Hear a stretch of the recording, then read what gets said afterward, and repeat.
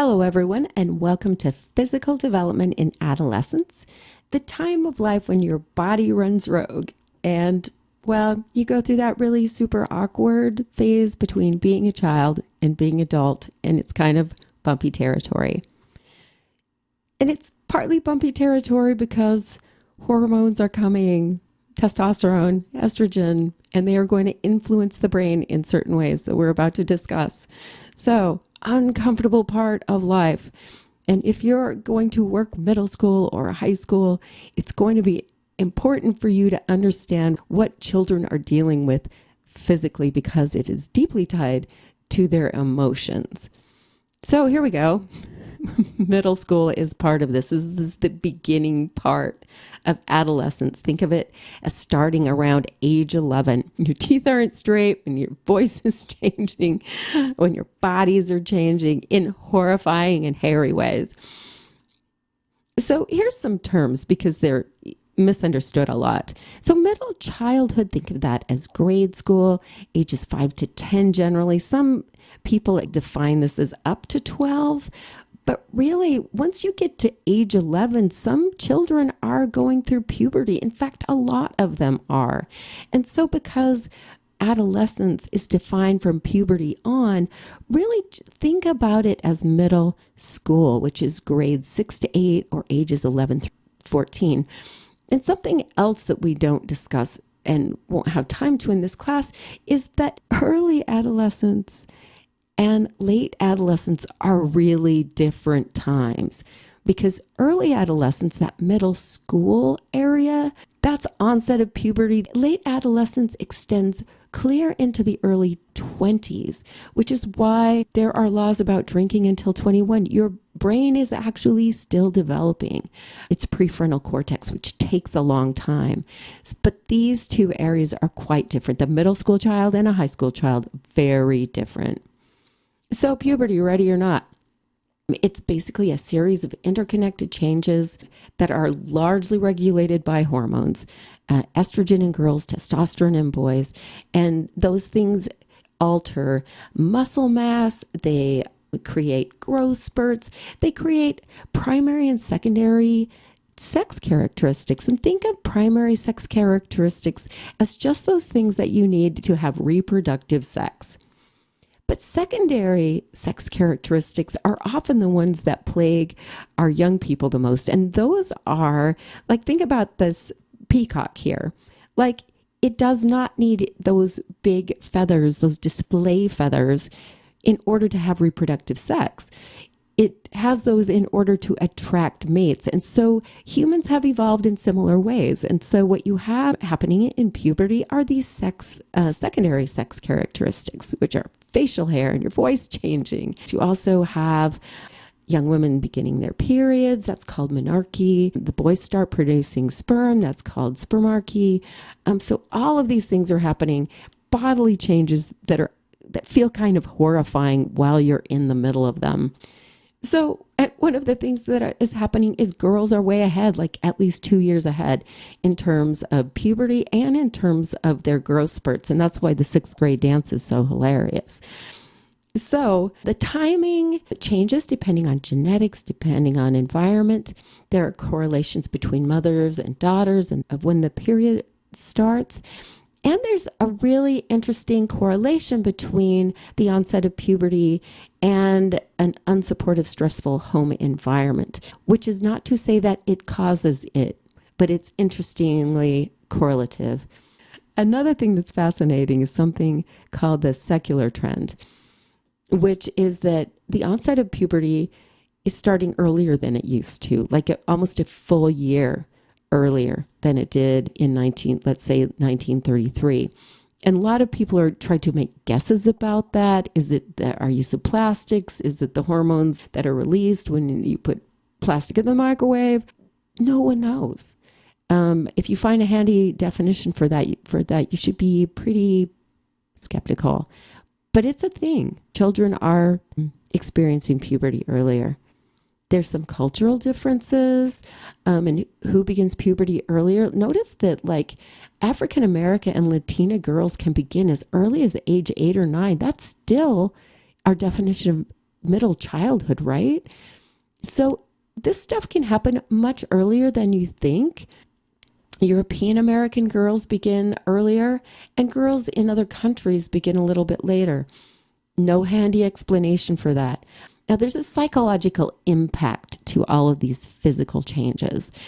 And usually the most negative changes come with the children who are developing the earliest, because they feel conspicuous. They're the ones who are experiencing the changes earliest. And the girls are liable to feel the most negative psychological impact, because as a culture, we value in girls petite, small girl. And so for them to get taller faster, or heaven forbid, put on weight or bulk or breasts, can be really sort of traumatizing for girls who go through that earlier.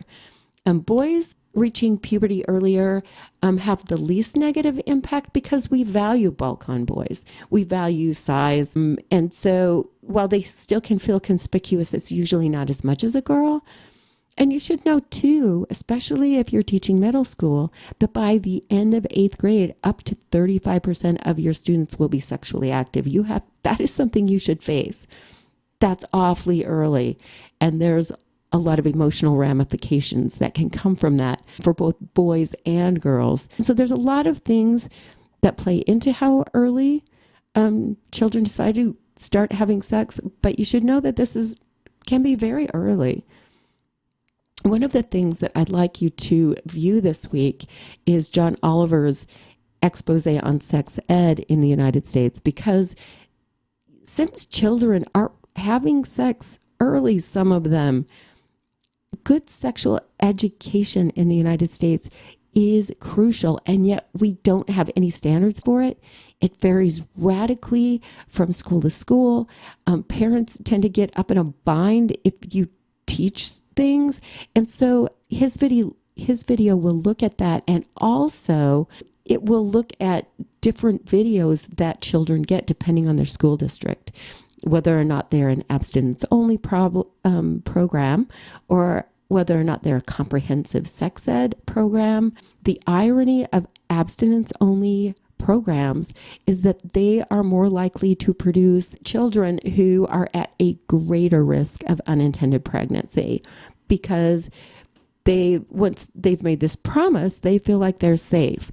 So not only are they not protected if they get in a situation in which they decide to have sex, they're not just unprotected from pregnancy, they're unprotected from STIs. And so they're more likely to get a sexually transmitted infection.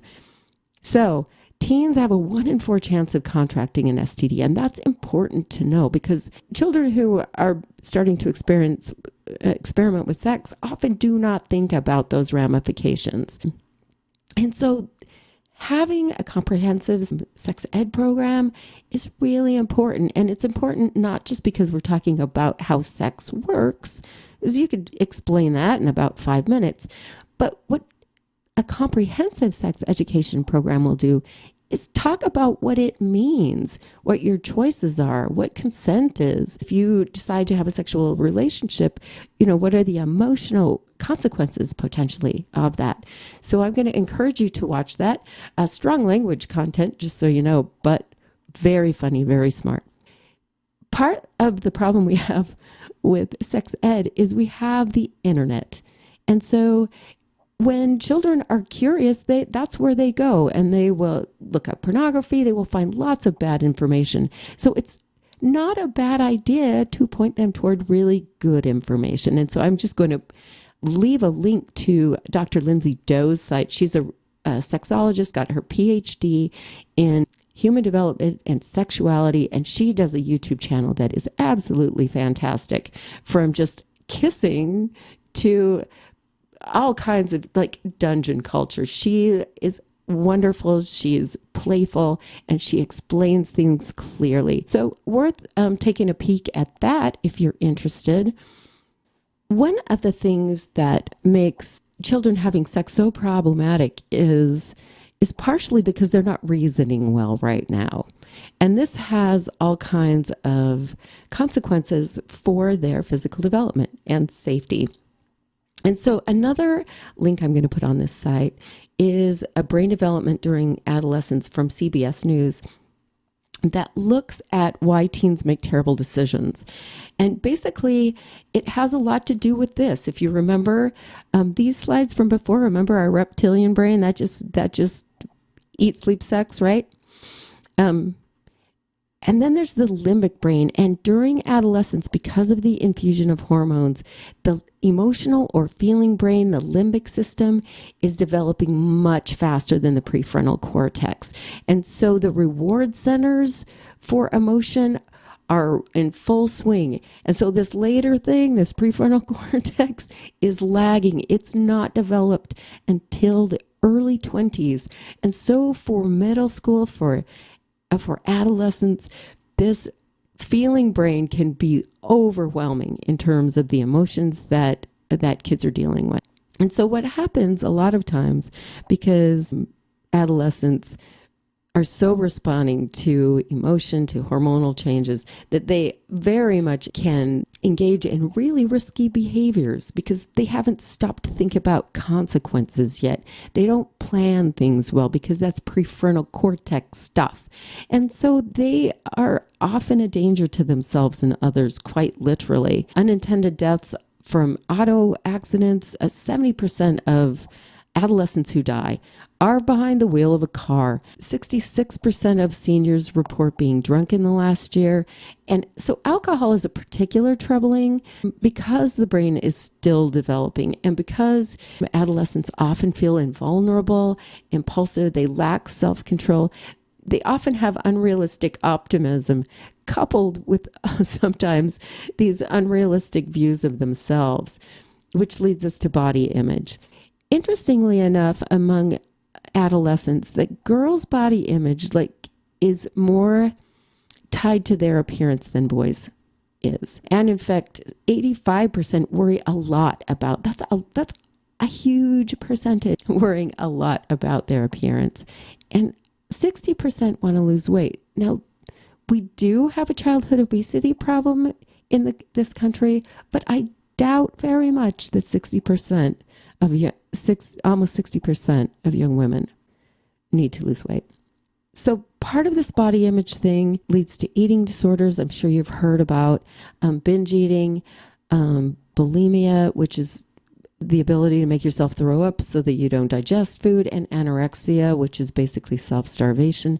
These begin in adolescence as children start measuring their self-worth against other images. And so one of the problems we have, if you look at evolving body shapes and what we've considered in this country to be ideal body shapes, these are Miss America pictures over the years. If you watch the kinds of bodies we have valued change, you will see that we have a really disturbing trend. This slide shows 1960 to 2013, and you can see bodies going from a more voluptuous to basically that picture on the right is a walking eating disorder. That is, if you wonder what anorexia looks like, that's kind of it. So if children are comparing themselves to these images, they're obviously going to come up short because these are not healthy. Interestingly, boys are often subjected to hypermasculine models.